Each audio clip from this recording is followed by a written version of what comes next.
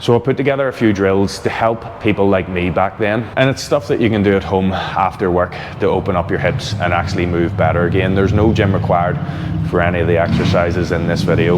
We're going to start off with the couch stretch, and we're using this exercise to open up our hip flexors. So sometimes the hardest part about this exercise is actually getting into the right position. So if you start with your foot on a box or a chair, if you're doing this at home, and then just drop it down to the floor. Try and get your knee as close to the box or chair, whatever you're using, as possible. Then this other leg, we're stepping forward into a 90-degree angle. So we're in this half kneeling position. And then from here, I'm gonna lift my chest up. So I wanna be as tall as possible, okay? And then from here, I'm gonna squeeze this glute, pushing my hips forward. And I can also reach up as well if it helps you keep the tall posture. And we're just going to hold that squeeze for 30 to 45 seconds each side. Now, a mistake a lot of people do is pushing the knee over the toe like this. This is no use. We want to keep our butt close to our heel. As you squeeze your glute, it will come a little bit away from the foot, but over the time, you can start to walk your butt back to your heel as you're continuously squeezing, and that's going to bring you deeper into the stretch. You should feel a lot of tension running up the top of your thigh if you're doing it right, and just hold that squeeze, as I said, for 30 to 45 seconds.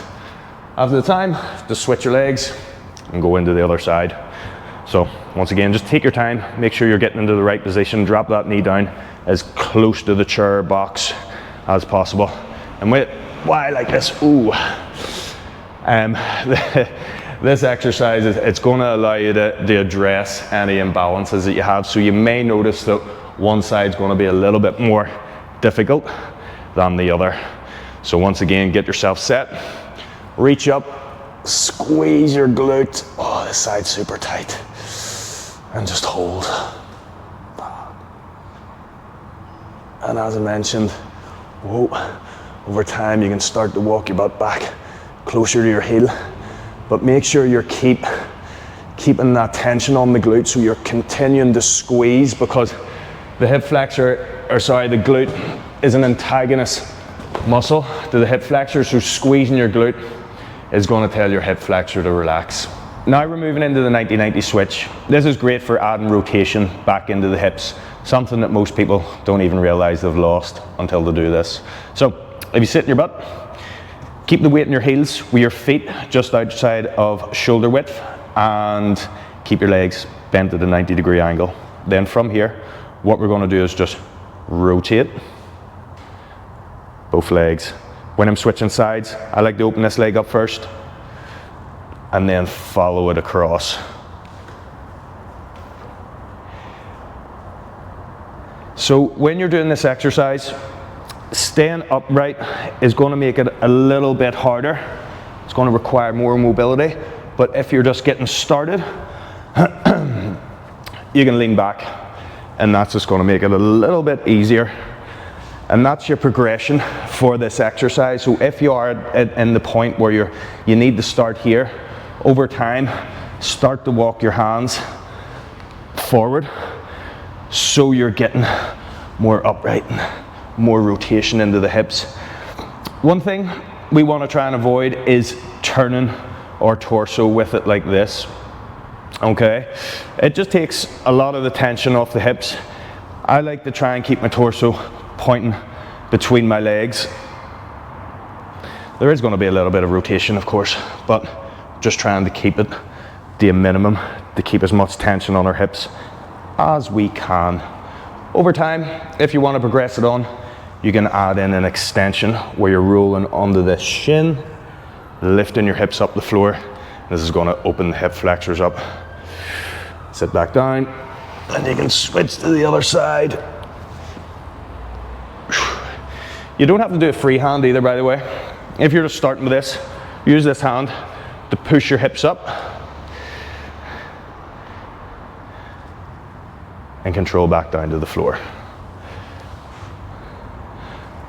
Try and do this for a minute 3 times a day.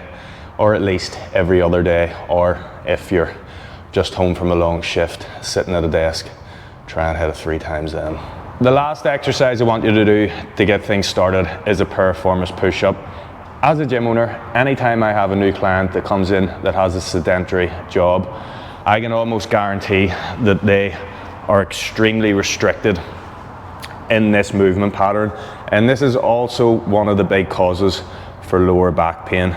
So we actually come in, getting ahead of myself, we actually come into this stretch kind of by doing what we done in the previous exercise. So if you start in the 90-90 position and rotate to one side, so we want both of our legs at a 90-degree angle, and then from here I'm going to turn my torso over my thigh and then lift up so I'm nice and tall, so I'm retracting my upper back, pushing my chest up, and then from here I'm going to drop my chest over my thigh to the floor. Hold in the stretch for a second or two, and then push up again. You can use the strength in your glutes to come up tall, or if you're a little bit more restricted and shaky, just keep both hands on the floor and just mimic a push-up from here. Try and hit at least 20 to 30 reps every other day. It doesn't have to be in one sitting. You can break it up, 2 sets of 15 each side. Then once you hit your set, turn, get yourself into position again, and do the other side. Once again, you might notice that one side's going to be a little bit more restricted than the other. But as I said, it's not super uncommon when I'm working with new clients for them to be extremely restricted in this movement pattern. So you might even notice that you're not coming to the floor. You might even get to here, and that's you already at your limit. That's completely fine. Just push up from there. Over time, spending more time in this position, each rep is just money in the bank. You will get lower down, and it will take a lot of stress off your lower back. I wish I was doing these exercises years ago, and I guarantee if you keep at them and not just doing them once when you're sore, your hips will be feeling better and be moving better across the board.